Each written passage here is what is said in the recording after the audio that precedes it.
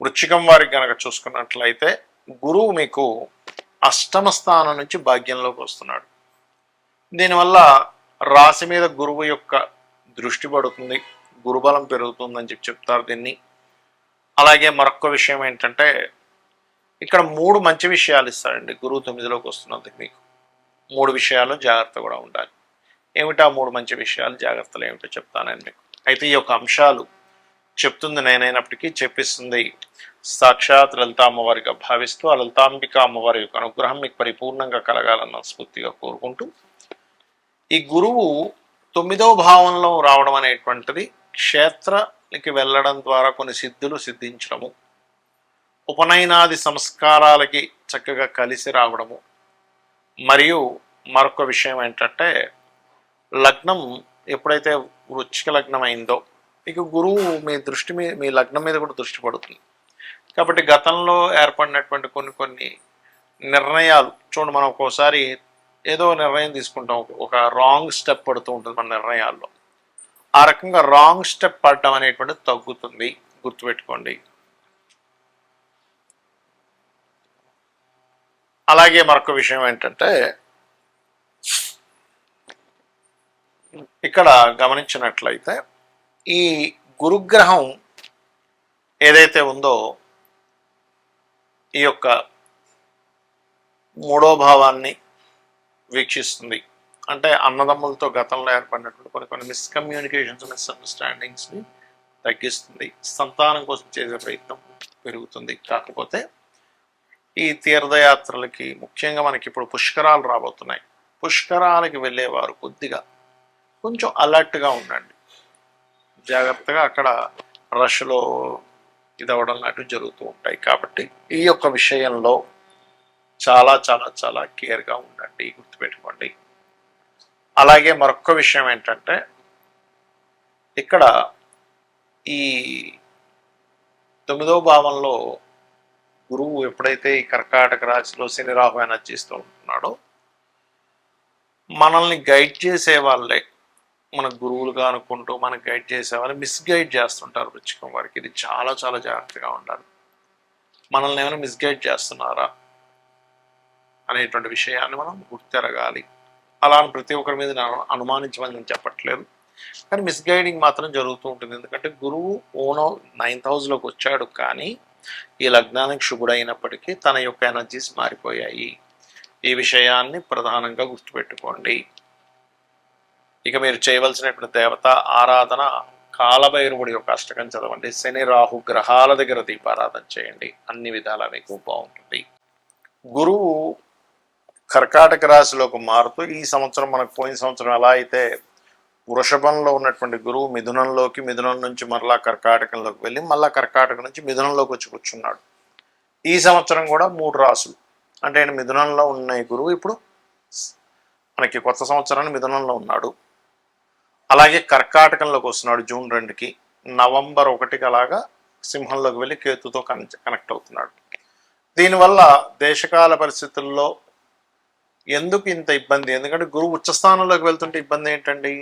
నేను చాలా రోజుల క్రితం చెప్పాను ఏమండి, గురువు కాదు, గురువు యొక్క స్వరూపం పూర్తిగా పాడైంది అని. అందుకే చూడండి, విపరీతమైన ఎండలు, విపరీతమైనటువంటి వర్షాలు, ఒక రకమైనటువంటివి అన్నీ కూడా చెప్పుకున్నాం, మన యూట్యూబ్ ఛానల్లో ఉన్నాయి.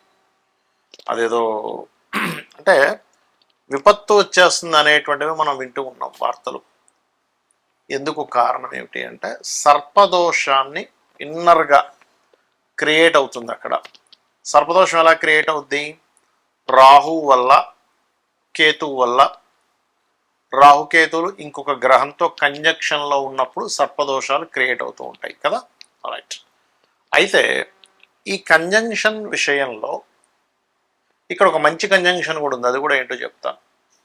ఒకటి, కర్కాటక రాశిలోకి జూపిటర్ ఎంటర్ అవుతున్నందుకు జలప్రలయాలు,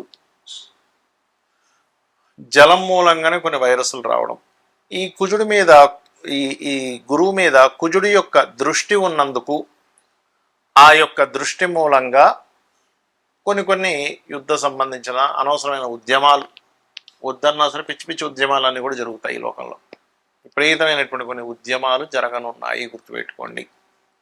అవి తలా తోక లేనటువంటి ఉద్యమాలు, అనవసరంగా ఎందుకు చేస్తున్నారా ఇప్పుడు ఈ ఉద్యమం అనుకోవడం. కొన్ని మంచివి కూడా జరుగుతున్నాయి, మంచిగా ఉండవని నేను చెప్పట్లేదు. పాపం వాళ్ళ న్యాయం కోసం పోరాడేవి కూడా ఉంటాయి, అందులో ఉండవని నేను చెప్పట్లేదు. ఎందుకంటే కుజుడు ఓన్ హౌస్లోకి ఉండి గురువుని చూస్తున్నాడు. కర్కాటక రాశిలో ఉండే గురువు. కర్కాటక రాశిలో ఉండే గురువు అంటే ఏంటి? విద్యార్థులు, విద్యా సంస్థలు, విద్యా సంబంధించిన విద్యార్థులు కొన్ని ఉద్యమాల్లోకి ఎంటర్ అవ్వడం ఇస్తాడు ఇక్కడ. ఎందుకండి ఏం గురువు మంచి ప్లేస్లో ఉన్నాడు కదా, కుజుడు కూడా ఓన్ హౌస్ నుంచి చూసుకుంటున్నాడు కదా అంటే, ఇక్కడ మనం అర్థం చేసుకోవాల్సింది గురువు శని రాహు ఎనర్జీస్తో ఉన్నప్పుడు సర్పదోషాన్ని క్రియేట్ చేస్తూ ఉంటాడు. అందుకే మనకి ఇంకా విపరీతంగా వార్ స్ట్రాటజీస్ ఇంకా పెరగడం జరుగుతూ ఉంటుంది. అలాగే మరొక విషయం ఏంటంటే ఈ జల ప్రళయాలు అనుకోండి, పశువుల మూలంగా అంటే కొన్ని జంతువుల మూలంగా కూడా వచ్చేటువంటి వైరస్లు అనుకోండి. కుజుడు కొన్ని జంతువులు కారకుడు కూడా తీసుకుంటాం మనం, కాబట్టి వాటి మూలంగా అవ్వడం అనేటువంటిది జరుగుతూ ఉంటుంది. మరి ఈ యొక్క ప్రభావం ఇలా ఉన్నప్పుడు అందరూ చేయవలసినటువంటి రెమెడీస్ ఏమిటి? ఇక్కడ మీ లగ్నం తెలిసినా, మీ రాశి తెలిసినా తెలియకపోయినా, మీది ఫలానా నక్షత్రము అని చెప్పి మీకు తెలిసినా తెలియకున్నా కూడా మీరు చేయవలసినటువంటి పరిహారాలు ఏమిటి ఇక్కడ అని చెప్పి చూసుకున్నట్లయితే, ప్రధానంగా ఇక్కడ మీరు చండీ, మీ ఇంట్లో మీరు చండీ చేయించుకునే స్తోమత కనుక మీరు కలిగి ఉన్నట్లయితే ఖచ్చితంగా ఇంట్లో చేయించుకోండి. Point number 1. రెండవది ఏమండి, మాకు అంత స్తోమత లేదు, ముందే డబ్బులు లేక మేము విలువెల్లాడిపోతున్నాం, మళ్ళీ ఇప్పుడు ఈ చండీ ఎక్కడ చేయించుకోవాలి, చాలా ఖర్చుతో కూడుకున్నది అంటే సామూహికంగా ఆలయాల్లో చేస్తూ ఉంటారు. మీకు దగ్గరలో ఉండే వాళ్ళు చాలా తక్కువ ధనానికి చేస్తూ ఉంటారు, ఎందుకంటే సామూహికం కాబట్టి అందరికీ అది షేర్ అవుతుంది కాబట్టి అలా వెళ్ళి చేయించుకోండి. అది కూడా లేదండి చాలా ఇబ్బందుల్లో ఉన్నాను, మీరు డబ్బు ఖర్చు పెట్టకుండా రూపాయి కూడా ఖర్చు లేకుండా ఇంకో 2 ఉపాయాలు ఉన్నాయి. అవేమిటి?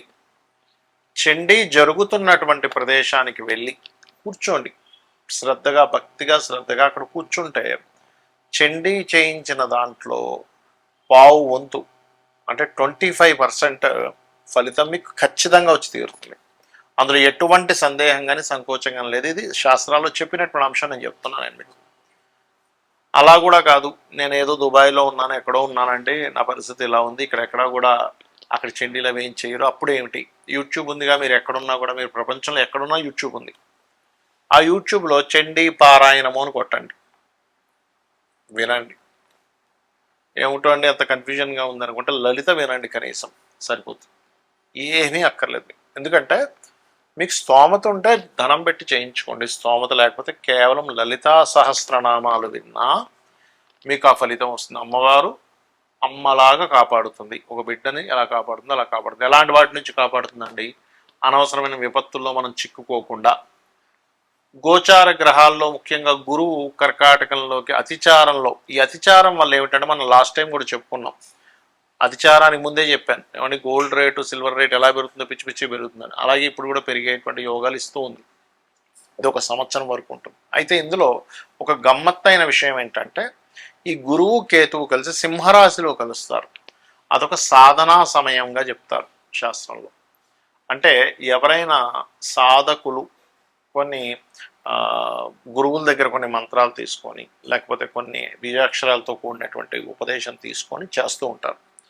వారికి నవంబర్ 1వ తేదీ నుంచి 25వ తేదీ వరకు ఈ 25 రోజులు సాధనా సమయంగా చెప్పుకోవచ్చు. కాబట్టి ఇలా చేయండి. మరియు మనకి ఇప్పుడు పుష్కరాలు వస్తున్నాయి, పుష్కరాల దగ్గర కూడా చాలా జాగ్రత్తగా ఉండండి. శ్రీమాత్రే నమః.